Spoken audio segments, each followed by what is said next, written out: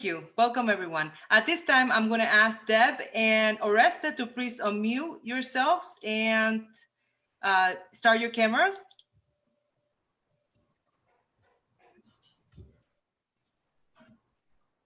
Hello, Deb. Hello, Oreste. How are you?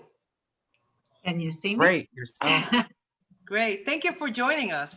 So thank you for taking time of your day to join us.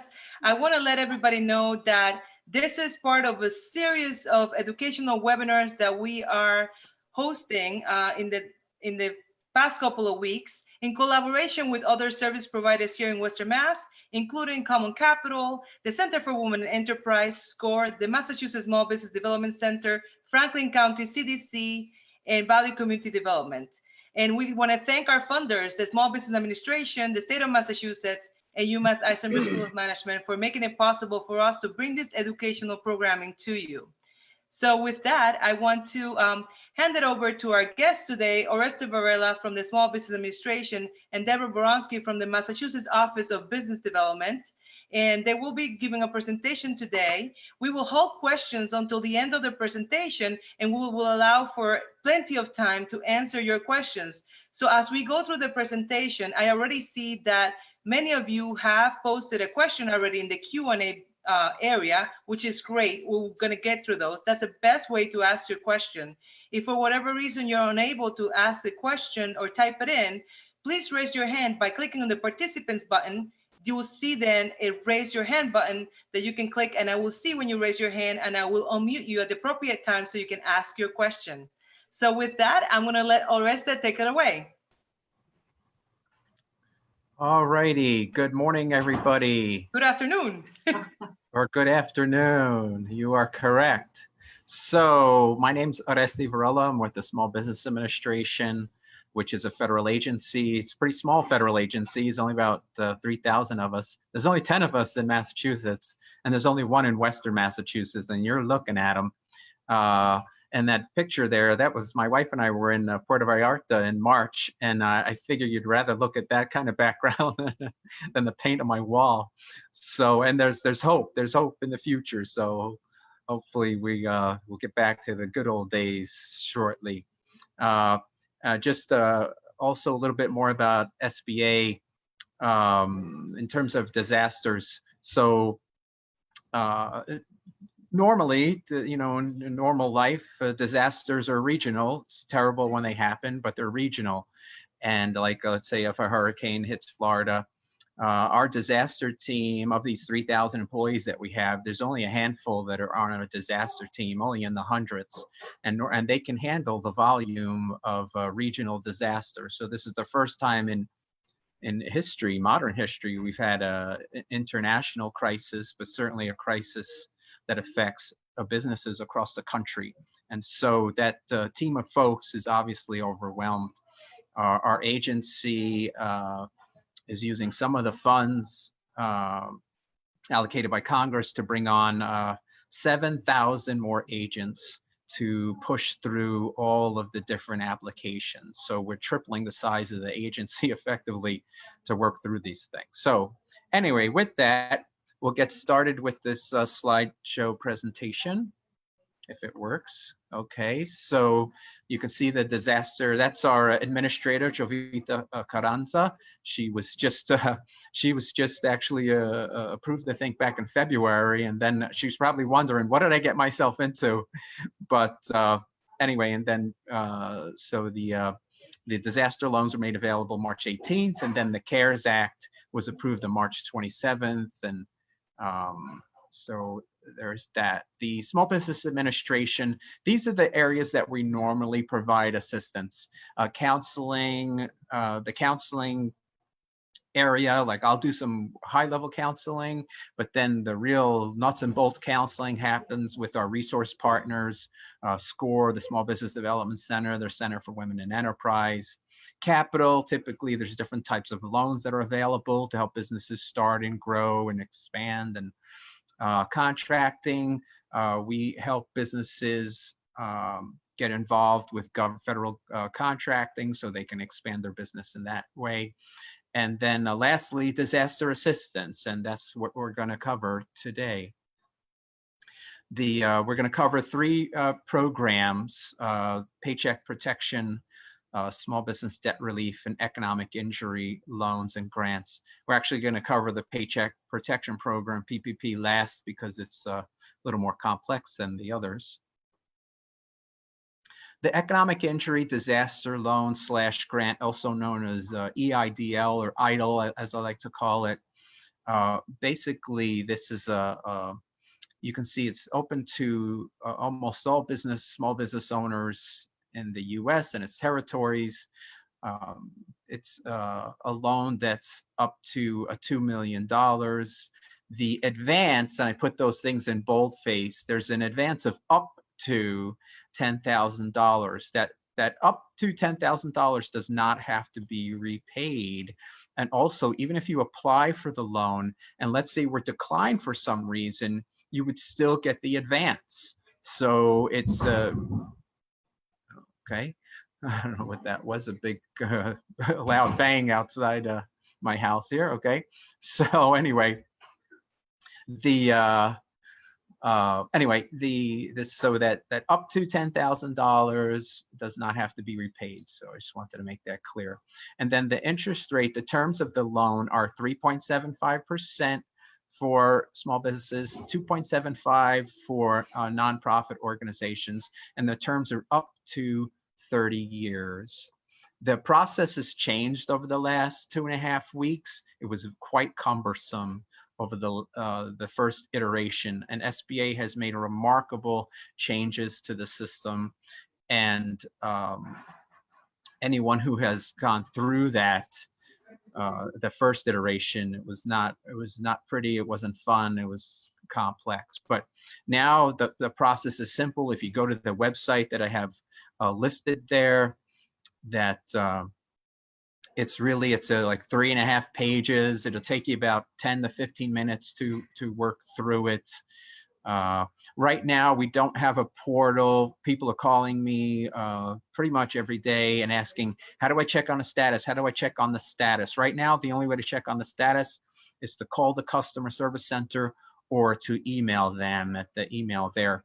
SBA is working hard to bring up some kind of portal so that you can, once you have an application number, you can go in and see the status of your loan. But rest assured that if you applied, that you will receive some type of an offer from SBA. And other thing I wanted to make clear is that these loans are direct with SBA. Banks are not involved, so they're direct with SBA. And also, one of the things I just wanted to mention, when you're filling out that application for this loan, there's only two really pieces of information, financial information, that are requested. One is gross revenues. Okay, that's pretty straightforward. The other says cost of goods. What that means is total business expense. It doesn't mean the cost of goods. It means total business expense. I worked with a customer of the last couple of days who had an internet-based company that she put down cost of goods. She had a very high gross revenue, like in the hundreds of thousands, and she put down cost of goods at 0 because she says, well, I have an internet company and there are no, I sell a service. So what happened was she got a very, very, very small dollar amount, and then so she'll end up having to reapply. So anyway, cost of goods on that form is really total business expenses. This loan, the deadline to apply for this loan is 16 December later this year. Okay, the next item to cover is debt relief for existing SBA loans. And this is pretty simple. If you have an existing 7A loan, which is just what we call our main flagship loan, whatever, you can see there that the borrower is relieved of paying the principal, interest, or fees for a 6-month period beginning March 27th. And what you will do is you will contact, these loans are all made through SBA lending banks. So what you will do is contact your local lender. That's the process to make sure that this is happening with your loan. Next, so the Paycheck Protection Program, PPP. So this program is part of the stimulus package that was passed, I guess it's about a week and a half ago. And the application period began this past Friday. There's the anyway, so the intent of this program is to keep businesses open, having your payroll, using the funds to keep your employees on payroll. You can see here, provide small businesses with funds to pay up to 8 weeks of payroll costs, including benefits, different types of benefits like the health insurance, those kind of things. Funds can also be used to pay interest on a business mortgage, rent, utilities. The funds are in the form of a loan that will be fully forgiven when used for payroll costs. What that means, so if you had if this loan, let's say you got a loan for $50,000 and you use $50,000 for your payroll costs, that means it's fully forgiven, which means that's free money. That's what that means. That's free money. Okay, so and then you can see there to the likely high subscription, which there is a very high subscription. At least 75% of the forgiven amount must be used for payroll. So anyway, 75% of that loan that you receive must be used for payroll. Okay. Forgiveness is based on an employer maintaining or quickly rehiring employees and maintaining salary levels. I've had several questions along these lines, along the lines of, what does quickly mean? I don't know what quickly means. People in Massachusetts and other states are saying, well, my business is shut down. It's non-essential. I can't bring people back on board. That's a good question. I don't have an exact answer, but the thing is, this loan is intended to so as quickly as, and the good news about quickly is that it's not specific. So as quickly as you're able to come back online, then you would use the proceeds. So if you apply today to that loan, and then next week you have the proceeds, but you can't open up, that's not your fault. Okay, so again, so the proceeds are intended to be used when you're able to open your business. All right, and then you can see forgiveness will be reduced if full-time headcount declines, those kind of things. Now, this, even before I go there, this loan is processed through a local SBA lender. So those are the things like this headcount decline, any documentation, any proof, whatever, would go through your local SBA lender. So, and then you could see there, the next bullet is small businesses with 500 fewer employees, including nonprofits, veteran organizations, so on and so forth. Almost every small business is eligible, including sole proprietors, independent contractors. Now, most of this, maybe it's on the next slide here. Yes, it is. Okay, so starting April 3rd, little gnat. Starting April 3rd, small businesses, sole proprietorships can apply, and that has begun in earnest. Starting April 10th, independent contractors and self-employed individuals can apply. The application period for this loan expires 30 June of this year. Okay, and you can see there you would be applying through an existing SBA lender or federally insured depository institution, credit union, farm credit system, so on and so forth. These loans, basically the calculation of the loan is 2 months of your average monthly payroll from last year, plus an additional 25%. So let's say if you had a $10,000 payroll per month, you would get a $25,000 loan. And the loans are subject to a $10 million cap per company. And there's other calculations if you're a seasonal business, so on and so forth.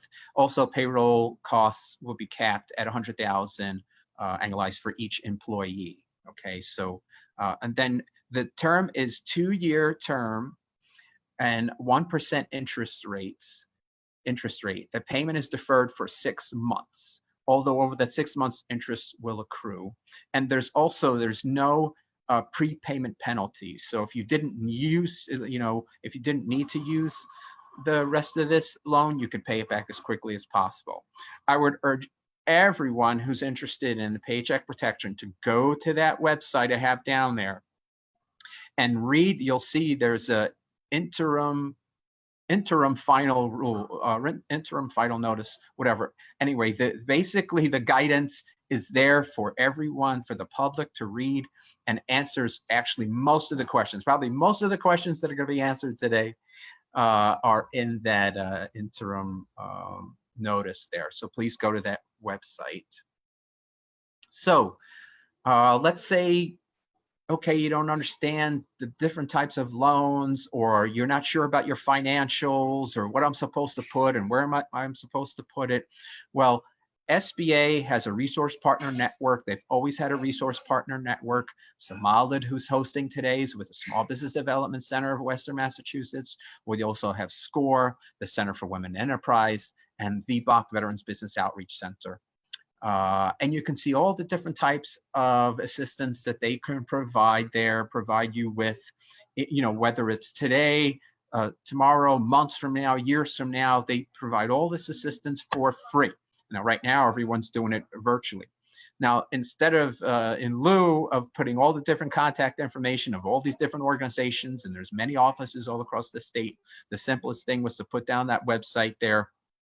And if you click on that and you put in your zip code, you can find the nearest resource partner that's out there. So that was like a fast and furious overview of the disaster programs that SBA has.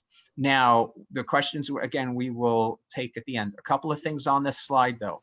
Mm-hmm. If you have very specific questions that are not covered today, you can email our district office. We have an email, a box there. So that's the Massachusetts DO@sba.gov. So that's our email. Or you have my contact information. That's my cell phone. I'm working obviously remotely, not in Puerto Vallarta, but someday. And then lastly, this is very important also. If you want to be up to date on SBA and what are the programs and what is changing, go to that website. I believe that Samalid, you'll be able to send these slides out to everyone. Yes. Yes. We will be able to send these slides out to everyone registered and provided the email address. And then you'll be able to click on that sba.gov/updates. And if that doesn't work, you would go to sba.gov/MA, and then on the bottom right, it'll say email updates, and you click on that. So that's my presentation. Thank you so much, Oreste. Thank you. You're welcome. And I wanted to jump right into Q&A for you. I spoke with Deb, and she's totally fine with that because we have quite a few questions for you in the queue at this point in time. I'm going to start with some of the questions here in the Q&A. One of the attendees asked, I'm wondering if you're going to address resources for small business without employees, or if this is geared towards bigger businesses and employees. I'll answer that right now. This is geared to all small businesses that are 500 or less employees, correct? Correct. Okay, great. The other question that we have, will the economic injury disaster loan be granted a $1,000 per employee or $10,000 per business? It's up to $10,000 per business. However, the disaster center is calculating that. There was some information that came out that it said it was $1,000 per employee. I cannot confirm or deny that. So the reality is it's up to 10,000. It's not 10,000. But basically, the more employees that you have, the closer you will get to 10,000. Great. Another attendee asked if you believe that the Economic Injury Disaster Loan Program will receive more funding from Congress. So I was on a call last night with Senator Markey and our district director, Robert Nelson. And Senator Markey said, and actually I read it in the news this morning, that Congress is going to have a voice vote on Thursday to allocate more money to SBA to keep these programs funded to help as many businesses as possible. Okay, great, thank you. Then there's another question here. Why was there only 27 billion allotted for the economic development, for the economic injury disaster loan program in the first place, compared to 349 billion for the Paycheck Protection Program? The reason that happened is because initially the SBA had to take the money out of its own budget to fund that program. And so we had to wait for Congress to allocate more money. And in fact, probably, you know, I shouldn't say probably, but as more money is needed, Congress is going to go back and attempt to allocate more. So, but we had to take it out of our own budget, and we have a pretty small budget as in terms of a federal agency. So that's why. Right. Another attendee asked, they downloaded the Paycheck Protection Program application. I'm not sure where they downloaded it from, but I know it was available through the U.S. Treasury. Now they're wondering, where do they send it? Do they electronically apply to the SBA website, or do they send it to their local bank? So it's the Paycheck Protection Program is processed by local lenders. Generally, if most local banks are SBA lenders, and you will have to call them. They are every banker is overwhelmed right now with, and most banks are trying to assist their customers first, their existing customers. It doesn't mean you have to have a loan. You just, as long as you even have some kind of an account, and so like I'm here in Springfield, so Berkshire Bank, People United, so many banks in this area are lenders and are processing these loans. They're trying their best. So there's no mechanism to do it online through SBA because it doesn't go through SBA. Some banks have created their own online portal, or you'd be scanning it and then emailing it to them. So you would have to check with your local bank on their internal processes. Right. Here's another question. If one wants to apply for the Paycheck Protection Program, but they are an owner that runs their LLC and that is new enough that they have not had a chance to take their planned distribution, how would you approach that? So I'm not sure. I believe that the Paycheck Protection Program states that the business that had to be in business by on or before 15 February of this year. Anyway, I can't answer that. We would have to take that offline and look deeper into that one. So that might be a question that this participant could email to that email address that you provided. Or they can email me, yes. Email you directly? Okay. Yes. We will provide your contact information. I'll make sure I'll copy and paste that into the chat towards the end of the webinar. Right. It was in my presentation. But yeah. Great. Yeah, I mean, I think part of the question here is too in regards to if you're self-employed, and so can you put in the line item payroll item, include your own owner's draw, or is it your net income? So what would you yeah, put in so that that question has come up over and over again.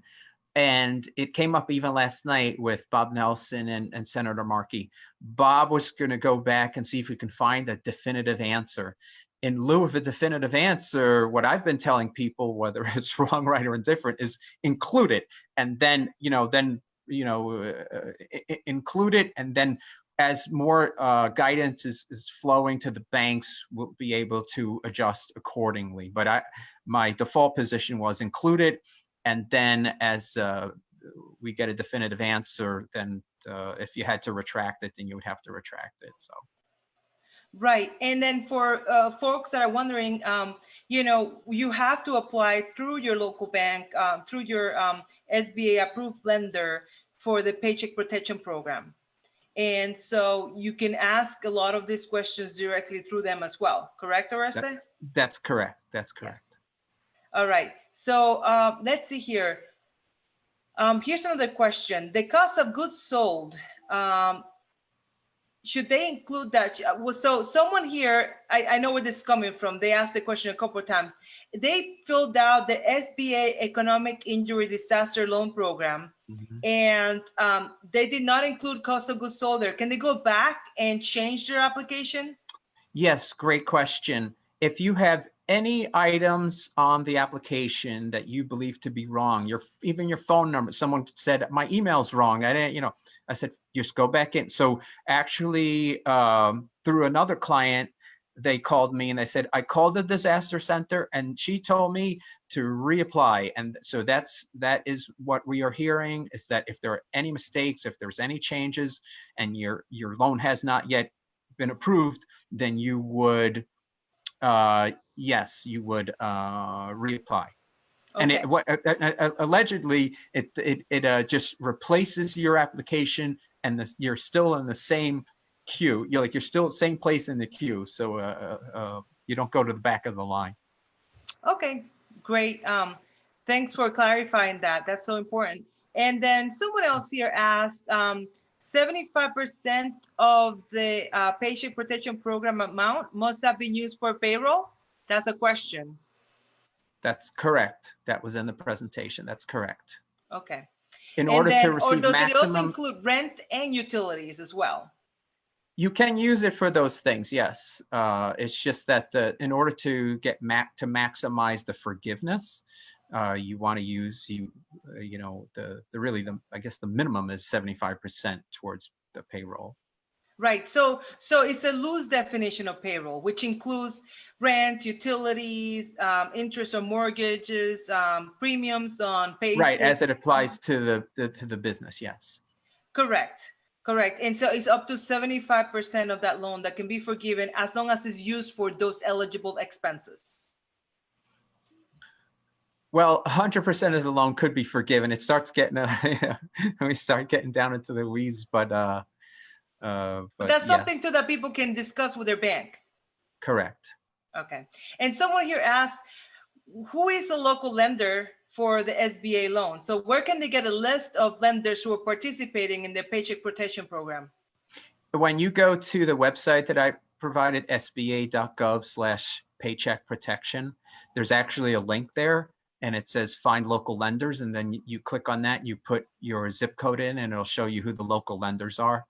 But generally, start with who you're doing your banking with, whether it's personal or business banking. Typically, most banks in this area are SBA lenders. Okay, great. Let's see here. So just to clarify, because we're getting this question over and over again, sole proprietors and single member LLCs are eligible to apply for the Paycheck Protection Program? Yes. Okay, good. Okay, so here's another question about the SBA Economic Injury Disaster Loan Program. Are the applications being processed chronologically? I don't know. So they're all being processed by our disaster team down in Texas. I'm not privy to exactly how they're doing that. That would be a logical assumption, but I would assume that that's happening. The person I talked to yesterday had approved. She applied. I think it was like very, very early on, and she just received it. So I'd like to believe that that's the way they're handling it. But again, they brought on several thousand people just to process loans. So we're going to see a big improvement and push this weekend. We're going to see a lot of money flow this week and next. Yeah. So some of our viewers today are still a little bit unclear of what they need to do to get their SBA Economic Injury Disaster Loan, the one that's directly applied through the SBA. What do they need to do to avoid repaying that loan, to receive the forgiveness? The only forgiveness in that loan is the advance, and that's up to $10,000. So let's say they get a $50,000 loan with a $10,000 advance, or however that, so let's just use that as an example. Then, so the $10,000 is forgiven, and then the $40,000 becomes a loan. It's up to a 30-year term, 3.75%. The first payment isn't due for 1 year. Interest does accrue, and it could be paid back at any point in time. So let's say you get $50,000, $40,000 loan, and you don't utilize that. Let's say August comes around, you still got 30,000 in the bank. Take it out and pay it back. And then, whatever little interest accrued on that, fine. And then whatever you're left with, you have options. You can pay it over the course of the year or several years, or, there's a lot of options there. Great, thank you. So someone here applied for the SBA Economic Injury Disaster Loan Program, and they did not write the reference number at the end. They called to check on the status of the application, and obviously they said, we can't find your application. So what do they do now? Reapply. Yeah. Best thing to do is reapply. And then when that comes up on the screen, take a picture of it. Right. Okay, so that's just it. You have to go back and reapply, get the number, and then you can. To be sure, right? To be sure, you just don't want to just like hope. Right. Yeah, that it's okay, in there. So another person here asked specifically about the Paycheck Protection Program. Will the funds arrive within 1 or 2 weeks of the application, or 6 to 8 weeks from the time that you apply for the Paycheck Protection Program? The PPP, as it's called, is they're being processed. So when the bank puts it into the system, let's just say if a bank could successfully put it into the system today, they're receiving instantaneous approval from SBA, and then the funds should flow within 5 days after that point. So after SBA approval, so it's conceivable that that like 5 days from today, they could actually see funds. Right. And what about the SBA Economic Injury Disaster Loan Program? How soon will funds arrive from the point of the application? They should. So that one's more difficult to answer, and I have a less definitive answer on that one. Yeah, the disaster team was shooting for a 21-day turnaround time to get funds into people's hands, but that was before the advanced portion. So the thing is, it's quite possible that within this next 2 weeks, if people have already applied, that they'll see the advanced portion in their bank accounts, and then the rest of the loan portion will disperse later, like a couple of weeks later. So again, the goal is to get money in people's hands within 21 days after they applied. Great. Someone here asked too, is there a minimum credit score to apply for any of the options? And could you apply for both the PPP and the direct SBA Economic Injury Disaster Loan Program? So there's no published minimum score, but we're told that it's so low that almost anyone would be approved. So, and then what's interesting with that, let's just say a person applied and their credit score was so low that they were not approved, they still would get the grant portion. So they'd still get some money, even if their loan was not approved. And then the second half of that question, can you receive both? Yes, you can apply for both those programs. There is a relationship between the two in terms of forgiveness. So if you get a grant from that economic injury loan, then the forgiveness on that payroll protection program is reduced by that amount. So there's some math going on there, but you kind of can't have your cake and eat it too. The forgiveness is affected, but you can absolutely have both loans. Right. Okay. So here's another question. How far back can they claim the payroll?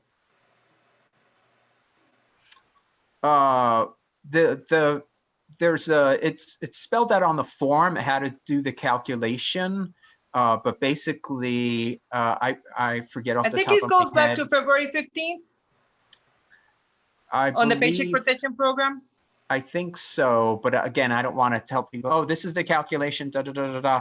It's spelled out in that if you go to SBA.gov Paycheck Protection, it's spelled out in the interim final ruling exactly how it's calculated. So that's the best way to look at that. And even on the application, I think it's pretty straightforward how it's calculated. Great. And I've seen a lot of questions pop up about self-employed individuals versus like a sole proprietor. And it really means the same thing. You're self-employed, you're a sole proprietor, you're one person. You either have a business certificate with your city or town, doing business as, or maybe you have a one single member LLC. Okay, so that's self-employed individual, sole proprietor is the same. And you are eligible to apply to the SBA Economic Injury Disaster Loan Program, also to the Paycheck Protection Program. But remember, the Economic Injury Disaster Loan Program through the SBA goes directly through the SBA website, whereas the Paycheck Protection Program, you have to go to your local lender. And at the end of this presentation, I will provide you a link to where you can see who are the lenders participating in that program. So that will hit a lot of the questions that we're getting here on the chat. Samal, there is in the PPP program, there is a differentiation between sole proprietor, self-employed, and independent contractors. Okay, so please go ahead. Absolutely. And so all that it says sole proprietors, small businesses can apply for PPP as of 3 April. Independent contractors and self-employed can apply on 10 April, which is this Friday. So that's the only definitive that, you know, that there is a difference between what someone is as self-employed and someone is a sole proprietor. That's the language that's used. So, and either way they can apply, but again, if you are considered self-employed or independent contractor, you cannot apply for PPP until this Friday. Okay. We have a question here from Gabriel. Gabriel, go ahead and I'm going to unmute you and ask your question. Gabriel, can you hear me? Go ahead, I'm unmuting you. You can go ahead and ask your question. You raised your hand. My question is, if my company is a corporate, but we are five partnership and we don't have any employees, how that work for us? Which program, Gabriel? The Paycheck Protection Program or the Economic Injury Disaster Loan Program, or both? Both of them. Okay. Well, the Economic Injury Disaster Loan is very simple. And so basically you're only going to put two pieces of information in there. That's the revenue and then the cost of goods sold, or as I describe it, business expenses. So that one's really simple. In terms of the, we talked about this earlier about the owner's draw. You don't have any employees. The, you know, there's a little, we would have to dive a little deeper into that one, but I still believe that the Paycheck Protection Program would still be applicable to you. It just would be the calculation we would have to figure out offline. Right. Tammy asked also, thank you, Oreste, for answering that question. No Tammy asked, why are farms excluded from the disaster loan assistance? I don't know why, but it depends. It depends. So the thing is, the Economic Injury Disaster Loan specifically excludes farms. But what they mean are food producers. Like I'm working with someone who owns a horse farm, and they're not. So that's an agricultural concern, as they call them, but it's not a food producer. So, but the PPP farms can apply to the PPP, so they are not excluded from that. Why, I do not know. Right. So Michelle Miller has a question. Michelle, go ahead and unmute yourself and ask your question. Michelle, are you with us? Okay. Well, Michelle figures that I'll read her question. I heard from a client who applied for the PPP loan through the Enterprise Bank.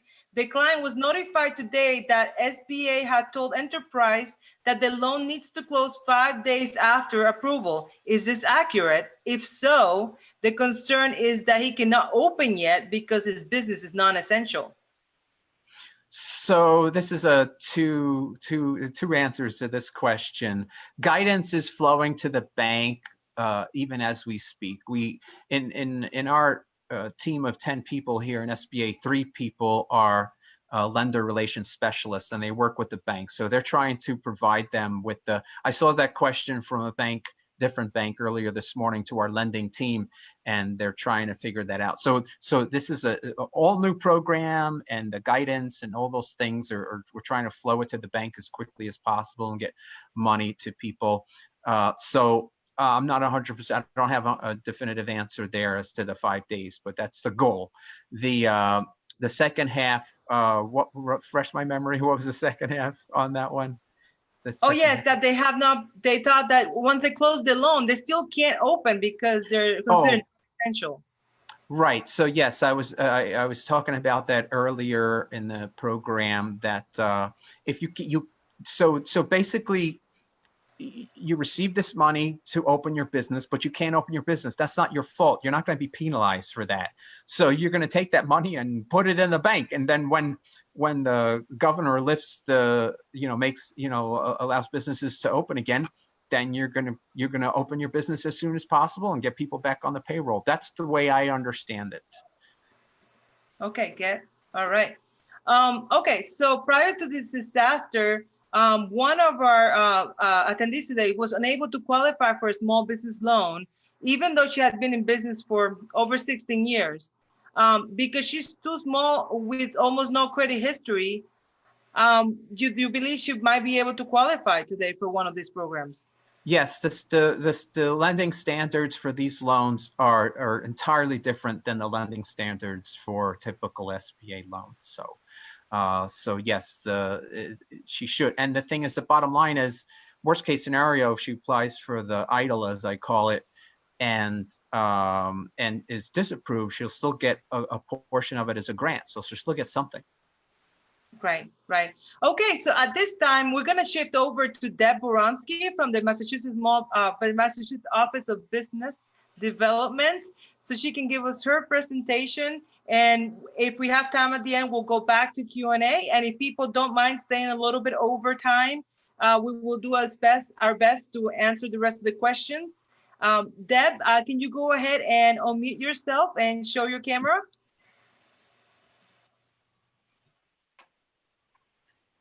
Hi, Deb. Hi. Hi. I don't have a nice background. All right. That's okay. Did you want me to show this video, Deb? Yeah, just very quickly before we start, and I want to give more time to Oreste. He's got the most important information. I'm not giving any money. I'm just here as a resource. But watching this first might help lead into my conversation.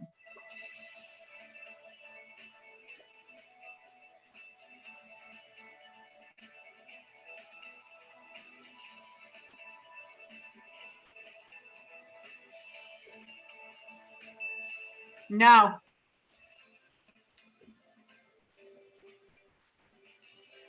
That wasn't it? That wasn't it. So that's okay. Okay, wrong video. I guess we'll try that again later. We'll do it the old-fashioned way. I'll try to find the correct one. No problem, no problem. So I'm Debra Boronski. I'm the Regional Director for the Massachusetts Office of Business Development. And traditionally, I am responsible for overseeing the Economic Development Incentive Program, which rewards businesses for investing in their communities and creating jobs. Obviously, my work has changed as a result of the situation.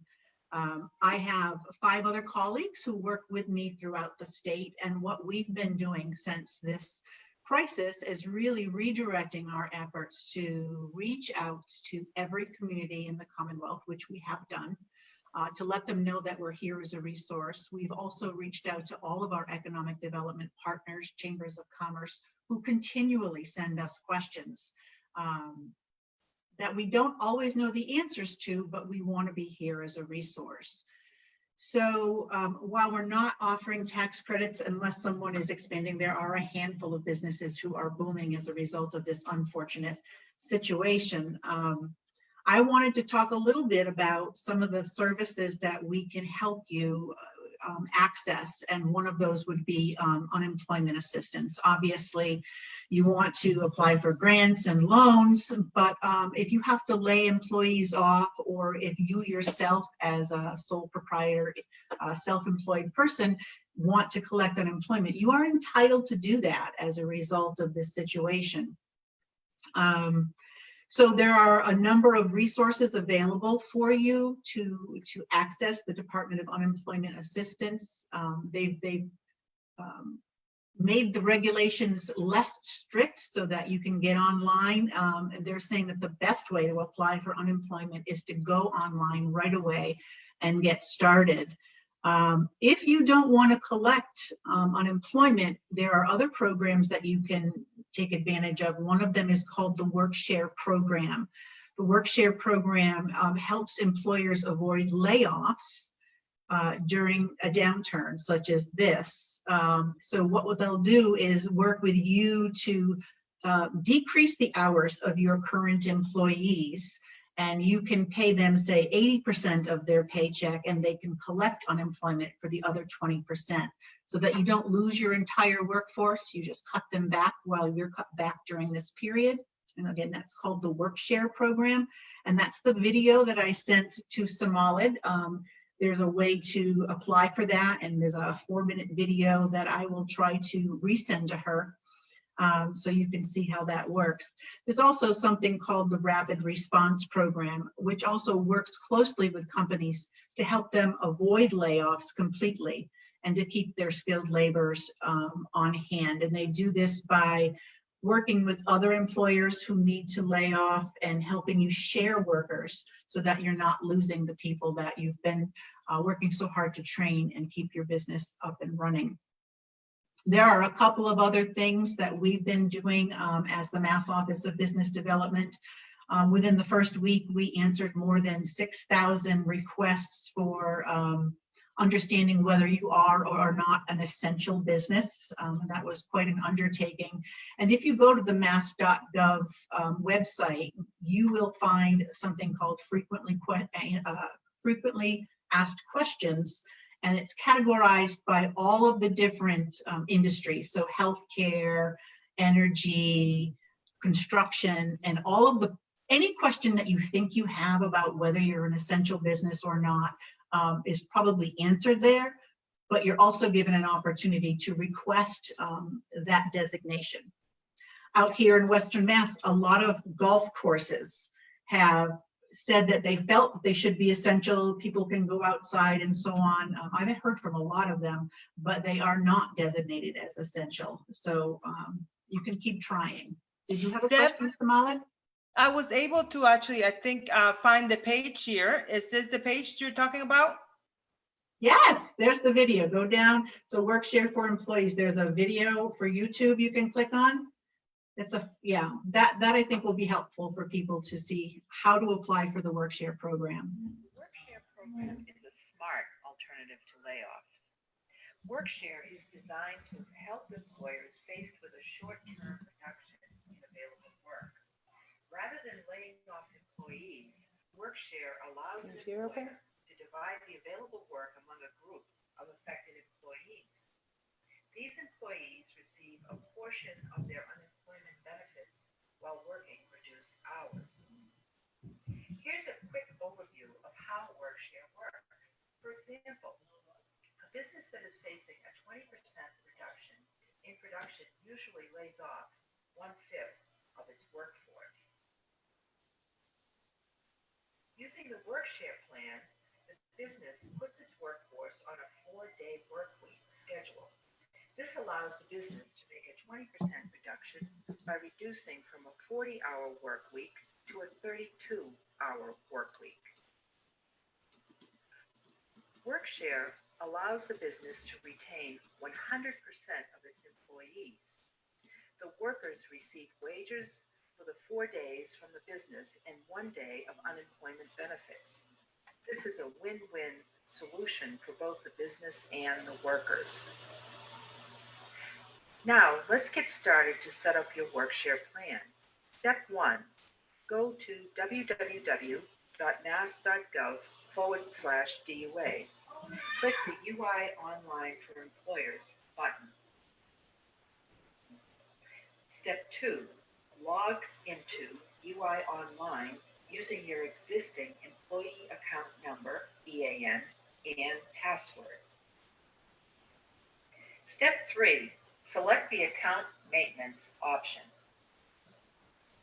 Step 4, select the Request Workshare Benefits option located in the middle of the screen.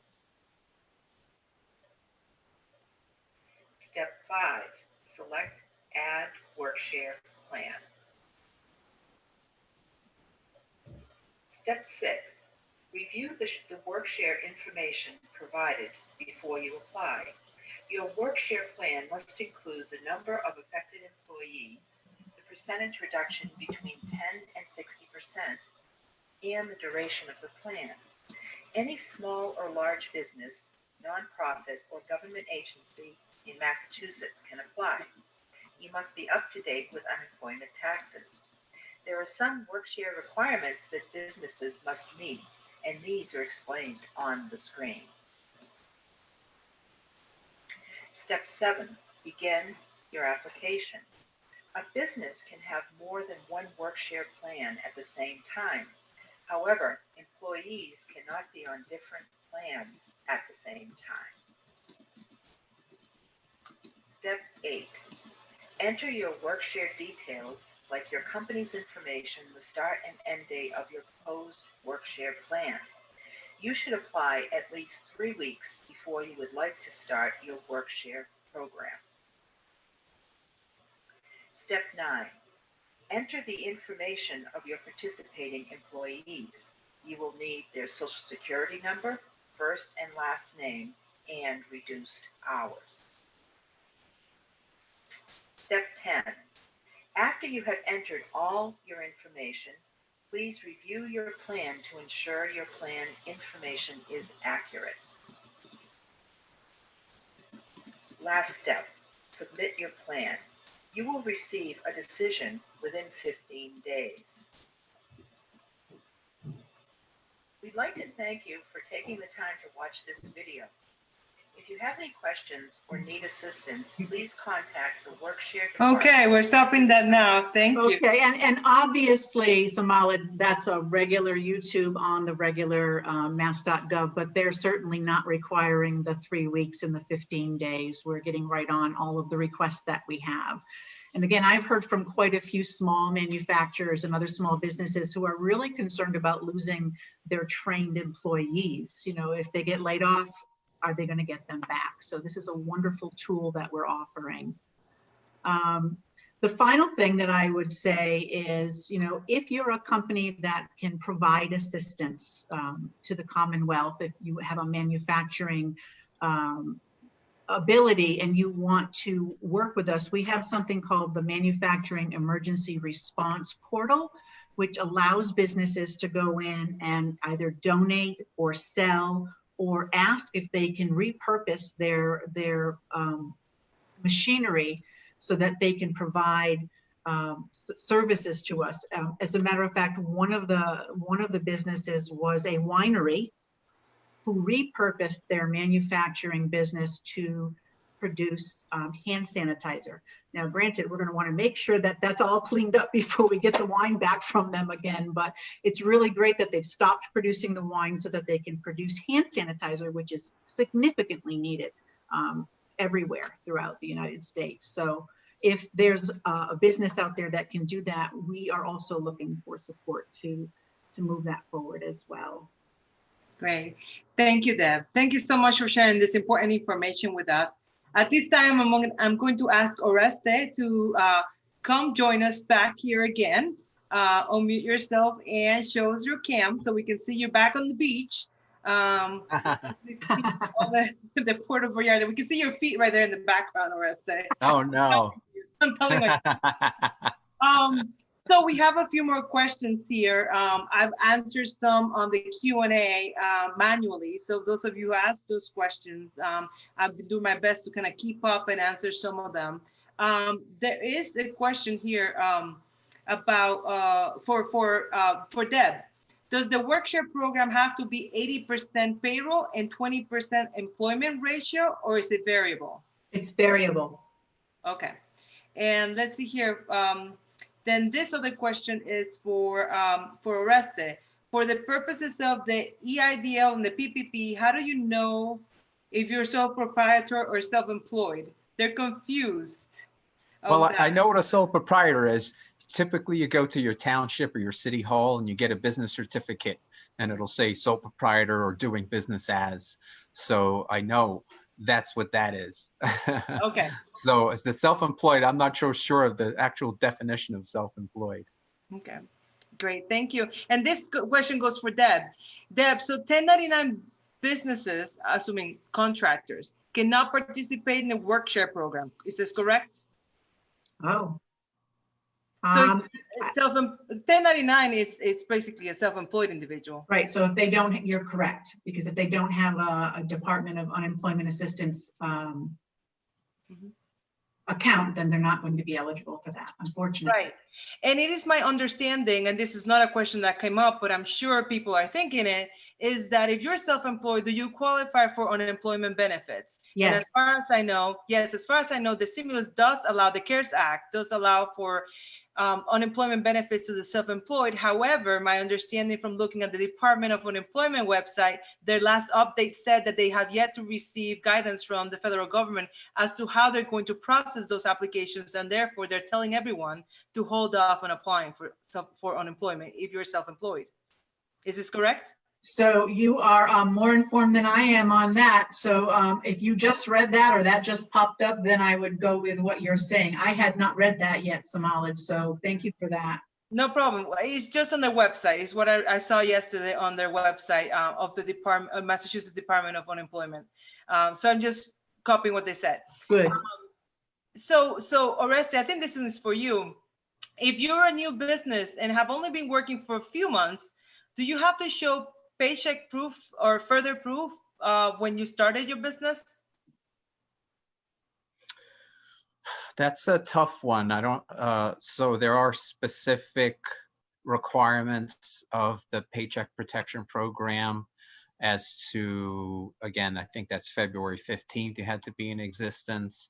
There obviously, there has to be some data to submit. I mean, it might be that the business isn't eligible for the PPP program, but they are for the economic injury loan. So that certainly is. But again, these kinds of questions, we would have to take it on a case-by-case basis and try to work through that. Yeah, and I have posted your contact information on the chat, so you might be getting quite a few emails after this webinar. Yes, I'm getting emails as we speak. Okay. All right, well, it's working. All right, so I really wanted to blow up your inbox today. That was my goal. Thanks. I'm kidding. Felicia asked, for sole proprietors who have a net loss of their Schedule C, would they qualify for the PPP loan, or can they use the gross income instead? And this is about the Paycheck Protection Program. That's what I mean by PPP. Right. I mean, PPP is based on payroll. So, and I'm not an accountant, so I honestly, I couldn't speak to net losses and those things. You know, what's the, I mean, it's specifically, PPP is specifically based on payroll. So, you know, so whatever your payroll is, it's 2.5% times that, and monthly payroll 2.5%. That's what the loan amount's going to be. 2.5 times, yeah. So 250%. But let me ask. There's another question here from Nathan. There seems to be a confusion about the various programs, because Nathan's asking, is the Economic Injury Disaster Loan Program capped at $25,000 per business? And I believe the confusion is that there's an SBA gap bridge loan program that's up to $25,000. Correct. But the Economic Injury Disaster Loan Program could go much higher. The Economic Injury Disaster Loan is $2 million. Right. Per business. Yeah, the bridge loan, which I'm not even addressing today, that's something else. But anyway, yeah, that one was 25,000. So. And there's we have better programs now. Right. And there seems to be a lot of questions about, what would be your advice? Should people apply for all of the programs that are available, or just kind of be more conscientious, pick and choose which one is best for them? That's it really depends. It really depends on the situation. But we're telling people to, at this point, well, I wish I could give a definitive answer, but the thing is, I would say apply for both and see what you get. Yeah, and as a small business advisor here with the Small Business Development Center, I have talked to a lot of people, and I am advising first apply for the SBA Economic Injury Disaster Loan Program, because you might be eligible for that loan advance that then becomes forgiven. And then you can decide if you want to take the loan that is offered to you or not. And in the Paycheck Protection Program, if you have employees, absolutely apply for that, because it's going to help you with your payroll. So why not? Right. All right. So let's see. There's another question here. Is the funding that you receive from these loans taxable? No, not to my knowledge.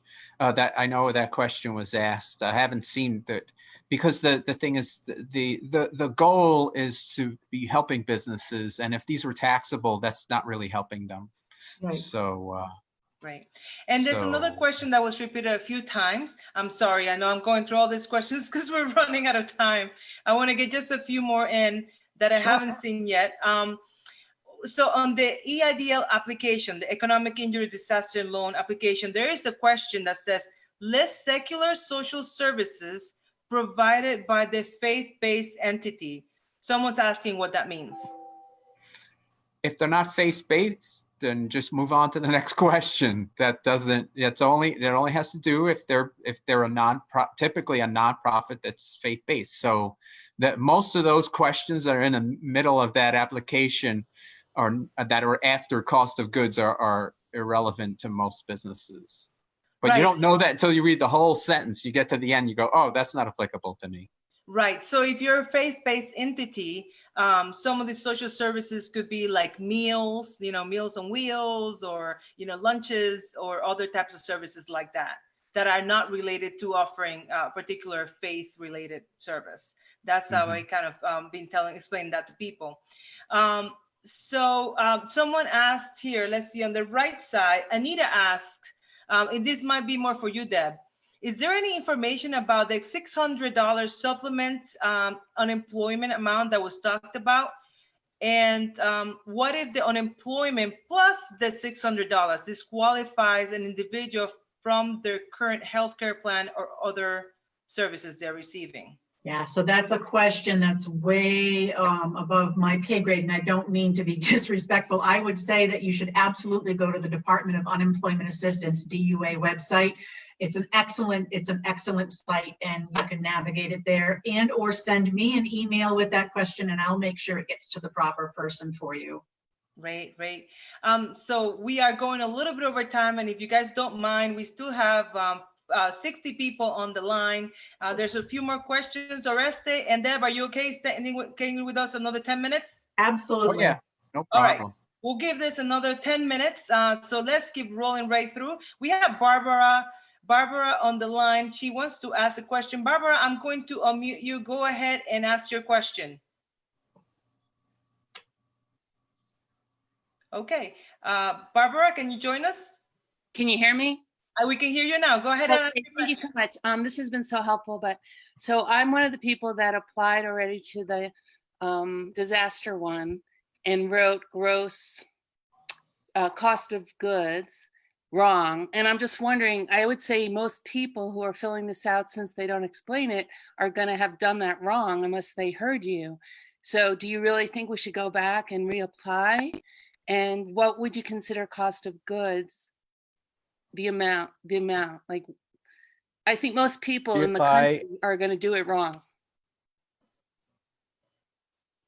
Oreste, are you with us? That's probably, yeah, I'm here. Can you hear me? I can hear you now. Okay. So, it says my internet's unstable. I don't know why. But so anyway, yes, I would reapply, and basically I would use a figure that is based on your total business expenses for 2019. Right. Kelly, you have a question? Kelly Dobbins, do you want to ask your question? Okay, well, Kelly, figure out the unmute button. We're going to move on to another question here. Let's see here. I'm still building my business and have plenty of inventory built. We're finalizing a website. That being said, we do not have revenues yet, but we do have plenty of capital expenses and capital inputs. So we have some storefront commitments. You know, can we actually apply for any of these programs at this point? So this is a business who has already spent quite a bit of money investing in their business, but they haven't yet opened the doors.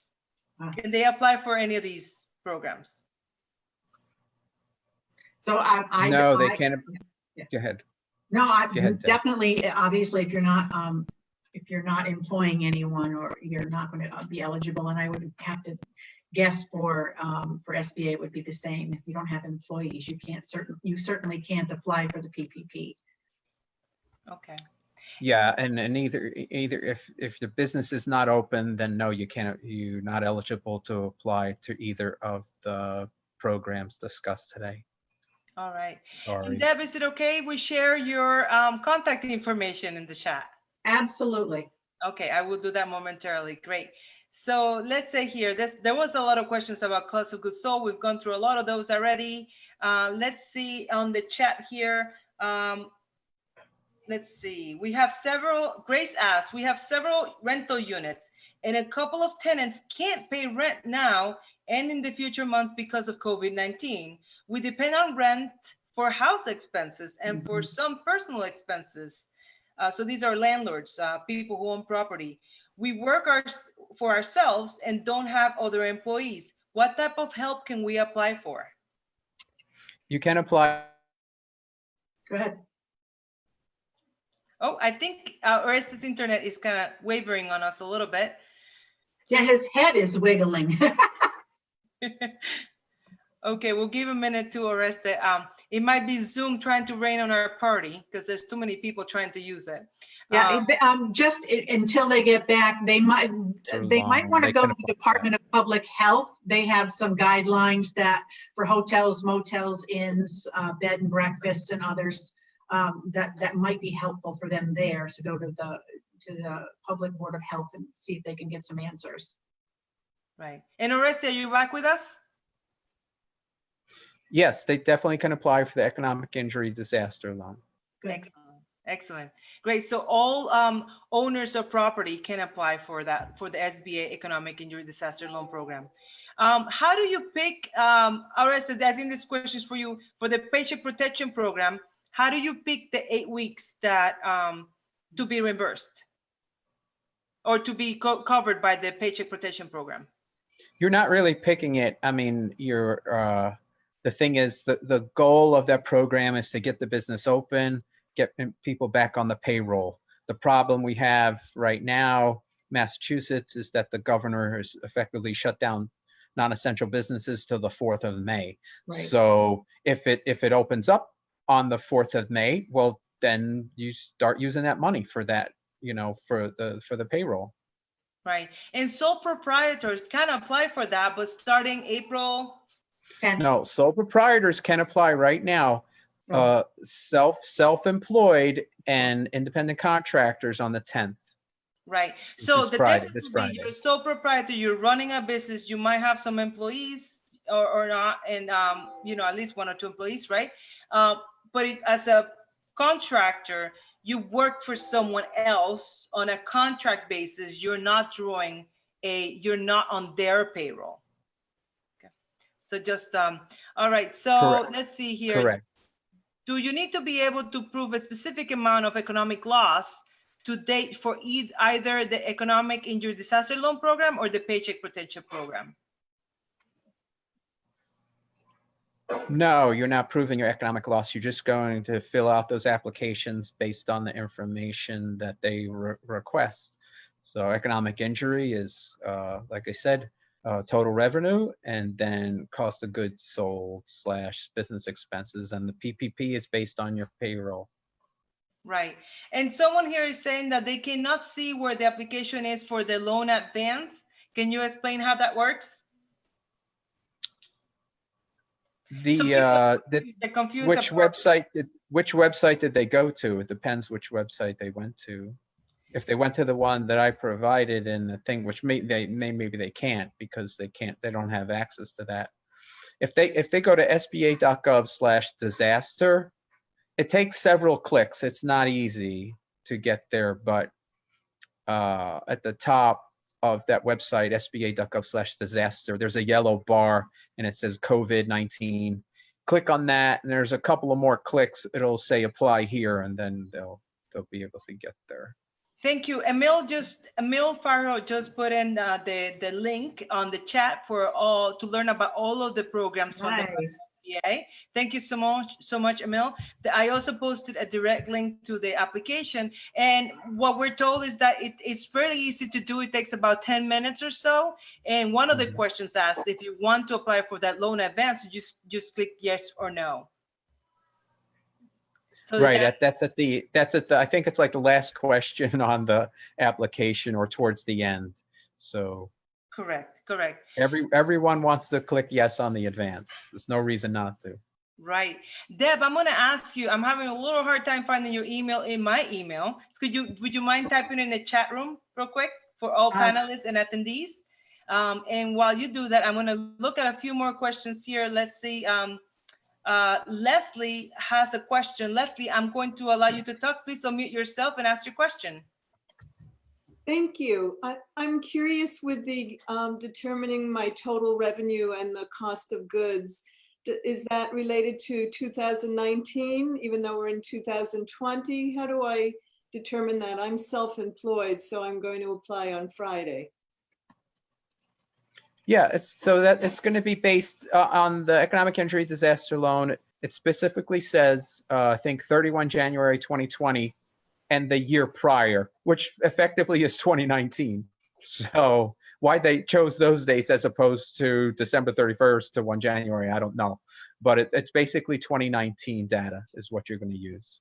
Okay, so if I bought like a new computer for my business in January, that could be included as my cost. And the fact that I waited till February to replace the iPad, that wouldn't be included necessarily. That is correct. I mean, that's correct.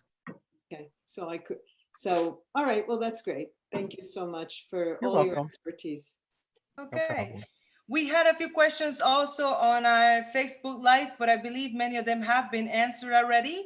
As I'm looking here to some of the questions that are left over, I believe some of them are answered in your presentation, Oreste, which we will be sharing with everyone via email. When you register, we'll send it to that email address. And so I want to thank you both, Oreste and Deb, for joining us today. Thank you so much for your time. This presentation will be available on our Facebook page. I'm going to be copying and pasting the link. Let's see here. Copying and pasting the link to our Facebook page, where you'll be able to see a recording of this presentation live so you can refresh your memory. In the meantime, thank you so much for joining us today. I want to thank our collaborators and other partners that make this programming possible for you today. The Massachusetts Small Business Development Center, who I work for, the Center for Women in Enterprise, Valley Community Development, Common Capital, the Franklin County CDC, the Mass Growth Capital Corporation, as well as our funders, the Small Business Administration, the State of Massachusetts Executive Office of Housing and Economic Development, and UMass Amherst. And last but not least, thank you to Oreste and Deb for joining us today. We really appreciate your time. Thank you for doing this, and keep up the good work. Thank you. You too, Samalid. Thank you. Goodbye, everyone. Bye-bye.